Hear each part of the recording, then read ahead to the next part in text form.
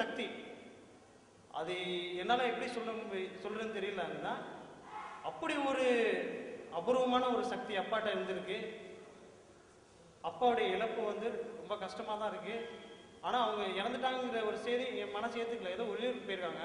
ஏன்னா நைட்டு எல்லாம் உட்காந்து அந்த அப்பா என்ற சொல்லி மதுரைக்கு போகிறப்பா கடையை பார்த்துப்பா அந்த ஒரு புன்னையான ஒரு சிரிப்பு தான் என் மனசில் இருக்குது தவிர இந்த வரைக்கும் ஒரு அது உண்மைங்கிறது எனக்கு தெரிய மாட்டேது. ஏதோ வெளியூருக்கு போகிறவங்க வருவாங்க ஒரு எதிர்பார்ப்பாக தான் இருந்துகிட்ருக்கு.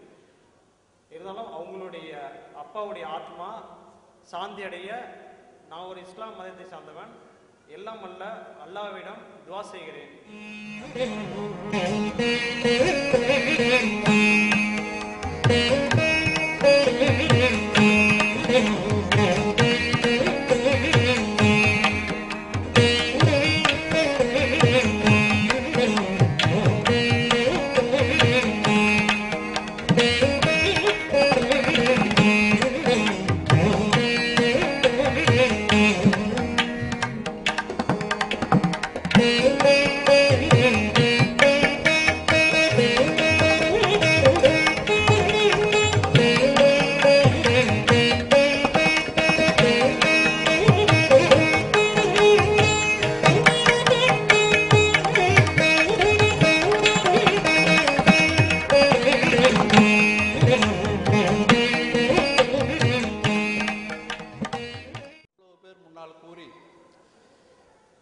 எங்கள் அழைப்பை ஏற்ற அந்த குடும்பத்தை சார்ந்து வந்திருக்கின்ற அத்தனை பேருக்கும் நன்றியையும் கூறி,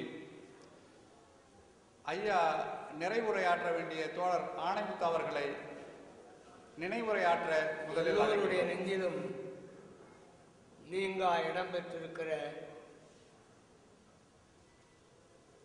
தோழர் திருநாவுக்கரசு என்கிற தேசியன் அவர்கள் மறைவை ஒட்டி நிற்கிற இந்த இரங்கல் நிகழ்ச்சிக்கு நிறைவேந்த நிகழ்ச்சிக்கு தலைமையேற்றிருக்கிற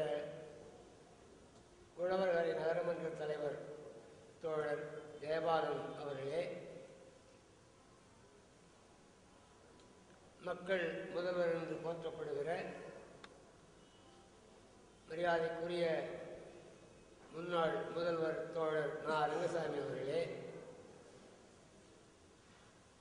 எனக்கு முன்னாலே இங்கே இரங்கல் உரை ஆற்றி சென்றிருக்கிற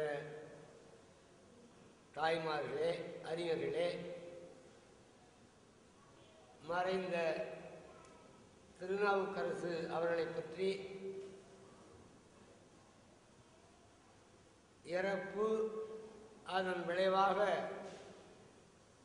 மக்கள் நினைக்கிற எண்ணங்கள், இவற்றை பற்றி சில செய்திகள் சொல்வதற்கு முன்னாலே அன்னாருடைய துணைவியார் அன்பு மகள் விஜயா, அவருடைய தம்பிமார்கள் மு. பாலு, மு. சாமிநாதன், அவருடைய சிற்றப்பா மகன்கள் ராமலிங்கம், சிவசங்கரன், நாகராசன், சண்முகசுந்தரம், அவருடைய அன்பு செல்வி எழிலரசி,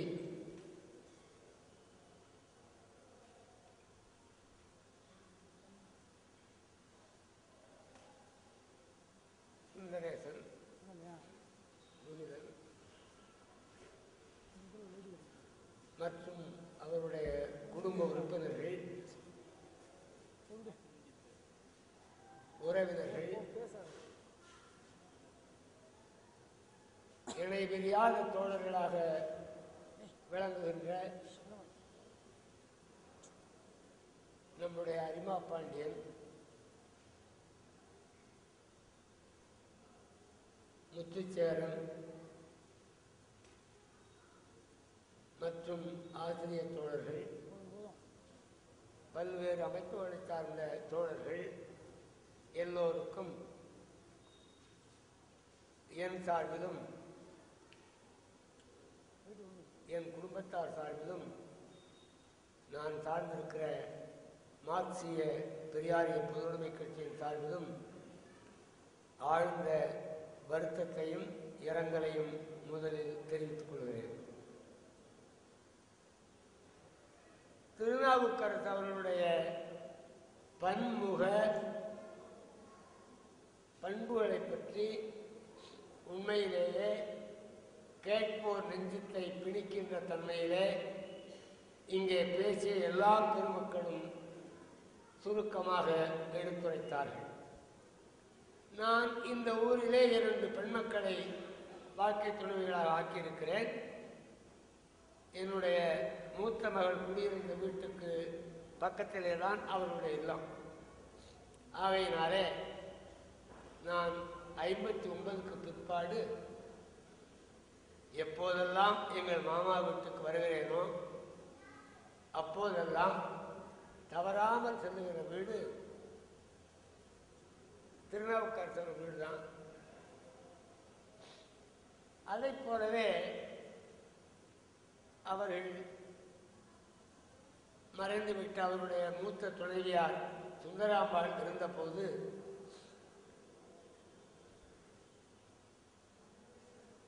அவருடைய தந்தையார், தாயார் சுந்தராம்பாள், சுந்தரேசன், எழிலரசி,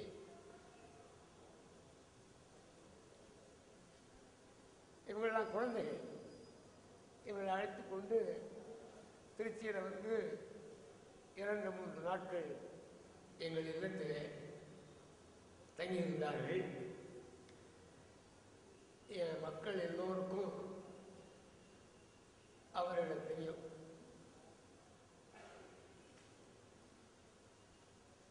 இங்கே வந்து அமர்ந்திருக்கிற மக்களில் முதலில் தவிர்க்க முடியாத தன்மையில் பல சாதிகளைச் சேர்ந்தவர்கள் இருக்கிறோம், பல கட்சிகளைச் சேர்ந்தவர்கள் இருக்கிறோம்,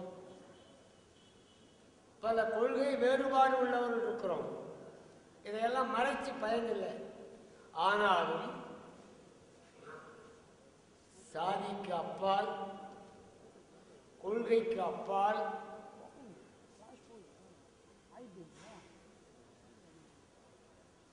நின்று திருநாவுக்கரசு எப்படிப்பட்டவர் என்பதை நாம் கேட்போருக்கு மனதிலே பதியக்கூடிய வகையிலே நம் தோழர்கள் எடுத்துச் சொல்லியிருக்கிறார்கள். என்னை பொறுத்தவரையிலே தந்தை பெரியார் அவர்கள் சொல்வார்கள், நான் சுயநலம் என்பதை முதன்மையாக வைத்து நடக்கிறவன். அப்போ நான் செய்யறது தொண்டுங்கிறாங்க, ஊருக்கு உழைக்கிறேங்கிறாங்க, பிற நலத்துக்கு உழைக்கிறேங்கிறாங்க.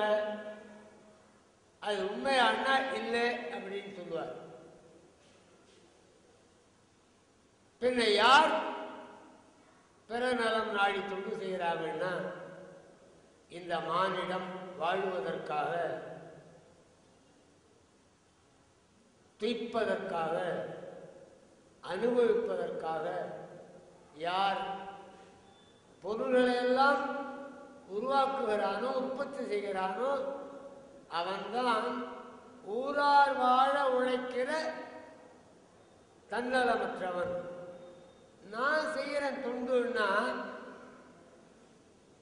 என்னை மக்கள் நினைப்பார்கள், வாழ்த்துவார்கள், புகழ்வார்கள். அந்த புகழ் எனக்கு மட்டுமே சொந்தமாக இருக்கும். நல்லா நீங்க புரிஞ்சுக்கணும். உலகத்தில் அழிக்க முடியாதது 2. 1, ஒருவன் பெற்ற கல்வியை யாரும் அழிக்க முடியாது.